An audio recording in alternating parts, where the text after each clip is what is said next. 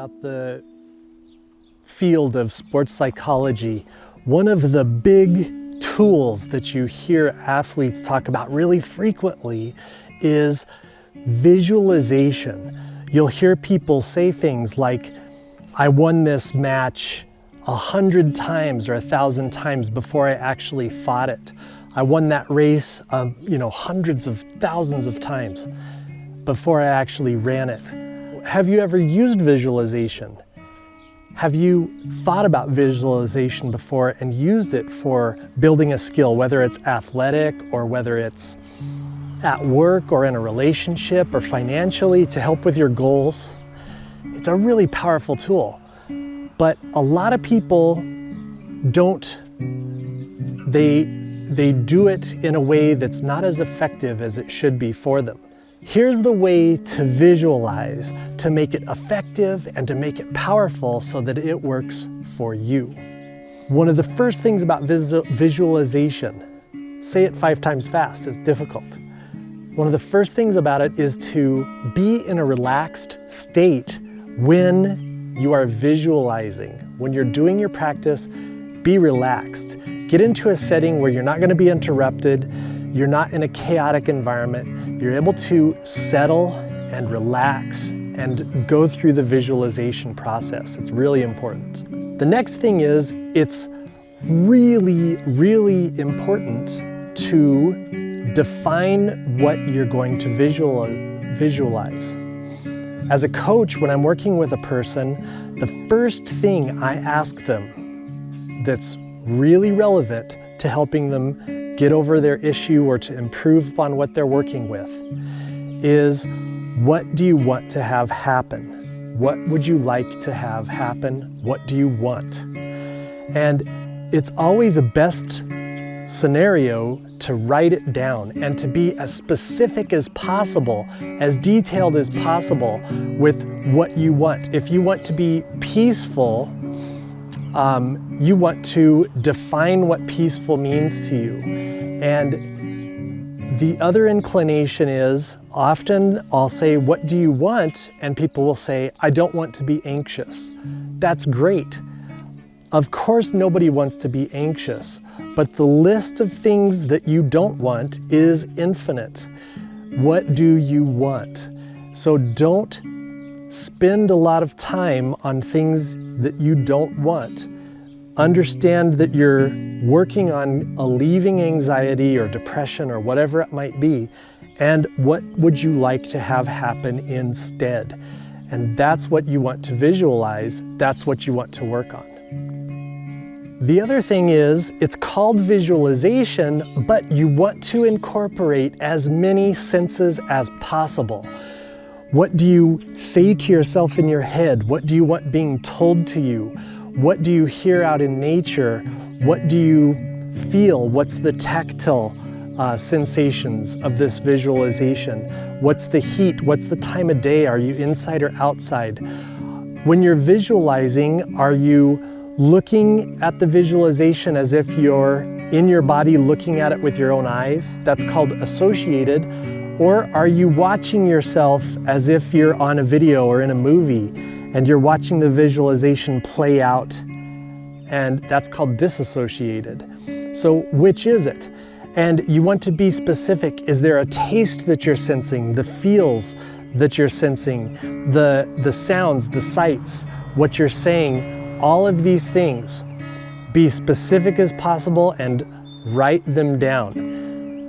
Remember that goals, when they're studying goals that come to achievement, one of the big factors that happens between achieving a goal and not achieving a goal is that the people who achieve them write them down.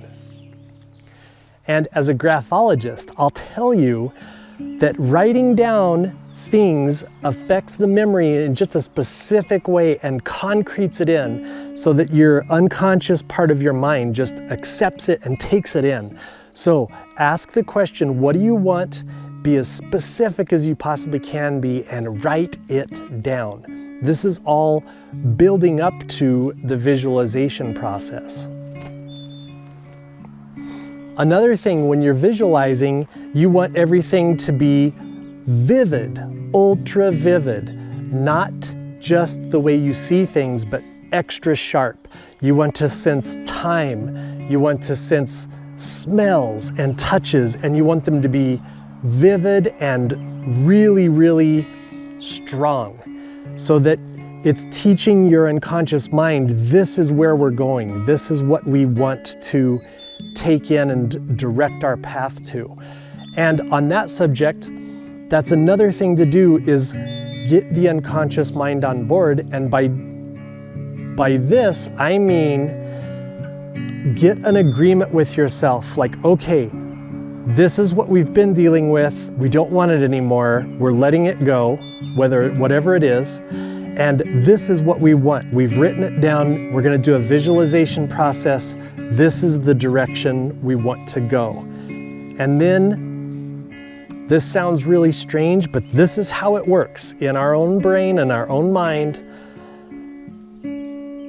Get an agreement somehow with the unconscious that they're willing to accept and put all their energy into going that direction towards the successful outcome of the visualization.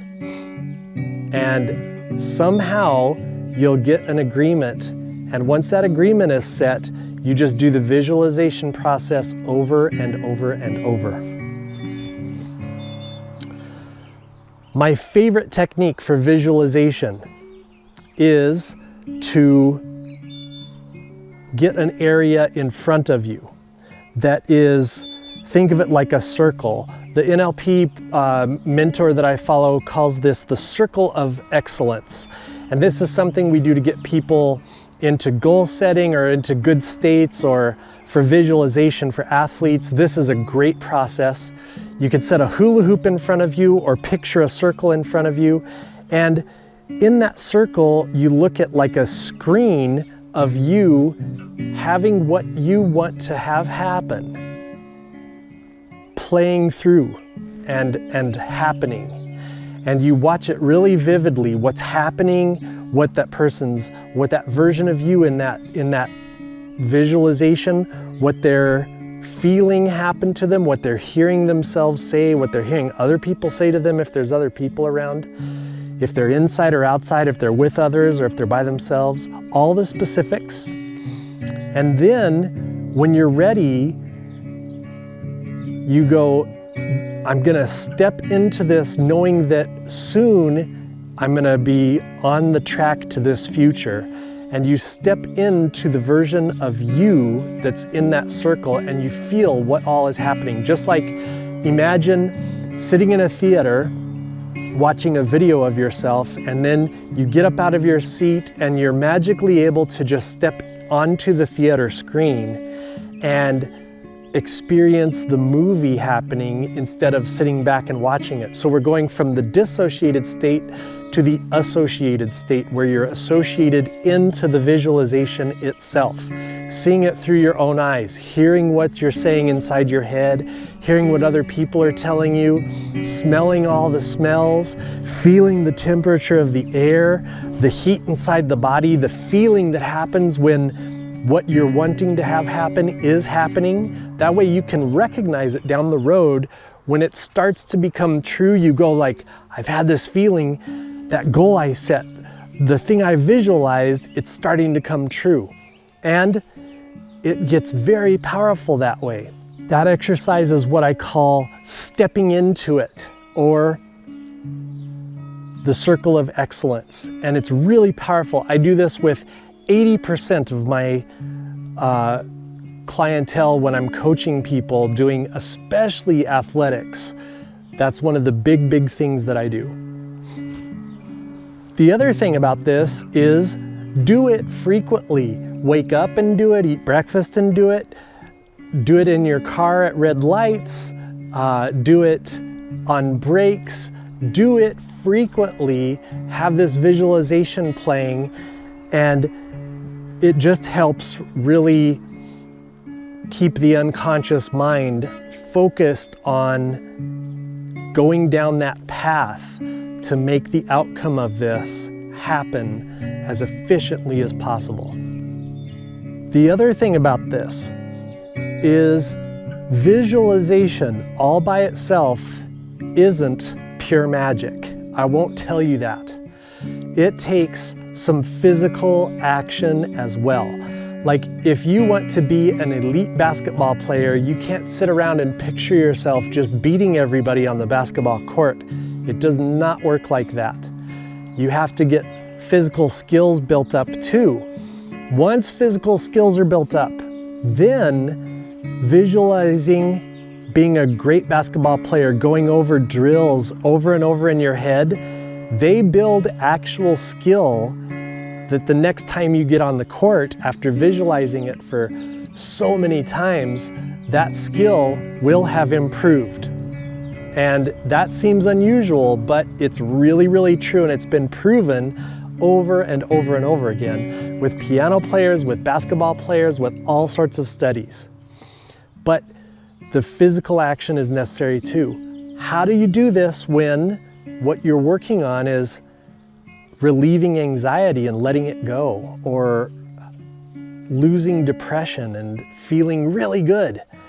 Well, just the act of stepping into the circle of excellence that we talked about, just the act of stepping into that and hearing everything, seeing everything, and then feeling everything, noticing the feelings in the body, it trains the body to step out of anxiety and into whatever that specific good feeling is that you wrote down and you were specific with at the very beginning of this. Try this. Do it frequently. Get physical. Step into it a lot. Step out of a lot. And make it habit. And it will change your life. This visualization process is powerful. And it's way beyond the idea of just thinking about doing moves and thinking about things being nice. It gets the entire system on board and trains the system to create the outcome you're looking for. And that is pure magic. All right, guys, be well, and I'll see you again really soon.